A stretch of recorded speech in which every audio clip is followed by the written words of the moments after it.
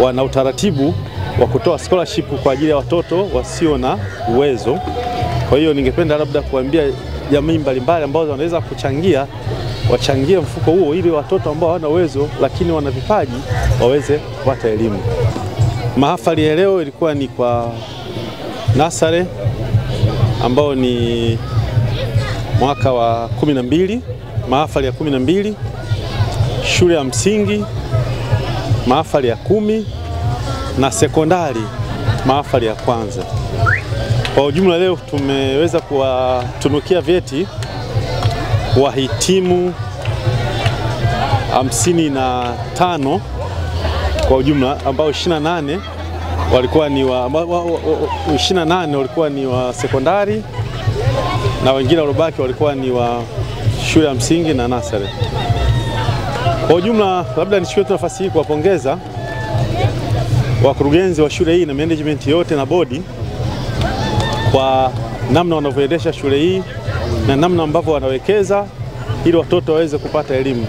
Kwa kufanya hivyo wanaisaidia serikali katika kutoa elimu na malezi kwa watoto, na pia wana utaratibu wa kutoa scholarship kwa ajili ya watoto wasio na uwezo.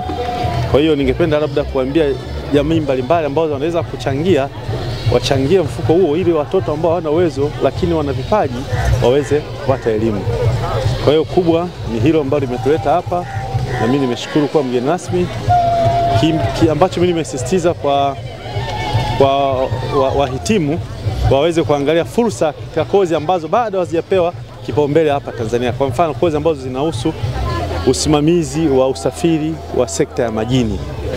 Mimi natoka Tasaki na kule hiyo ndio shughuli yetu. Kwa hiyo nimewa-encourage na hasa wanawake, wakina mama waweze kusoma hizo kozi hizo za ubaharia na usimamizi wa meli na kozi zote za engineering ambazo zinahusikana na meli, kwa sababu kuna fursa nyingi za ajira ndani na nje ya nchi.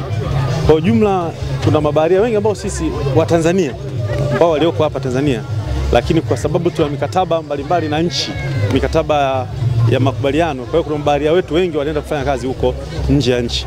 Kwa hiyo nimewa-encourage wanaoenda kusoma waziangalie hizo fursa hizo, kwamba kuna hayo maeneo pia waangalie kuliko yale maeneo traditional ambayo tumeyazoea siku zote. Kwa hiyo kuna hilo eneo watu waliangalie. Kwa hiyo kikubwa nilichosisitiza mimi ni hilo. Serikali imefanya uwekezaji mkubwa sana katika sekta hiyo ya uchukuzi na umekiri kwamba upo uwepo wa ajira. Ni maana yake kwamba vijana ambao wanahitimu sasa wanatakiwa kuchukulia hilo kama fursa.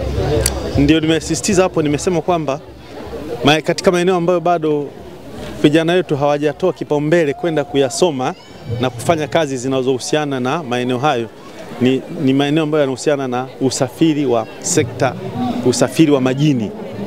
Usafiri wa majini kuna fursa nyingi sana kule. Ya kwanza ni mabaharia, lakini pia kuna wahandisi meli.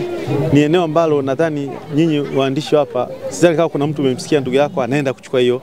Kwa hiyo nimewa-encourage wasome hilo eneo, wanapoenda huko mbele waangalie pia maeneo hayo ambayo bado hajapewa kipaumbele sana katika utaratibu wa sasa ambao watu wanaenda kusomea. Kwa hiyo kubwa nisisitiza ni hilo.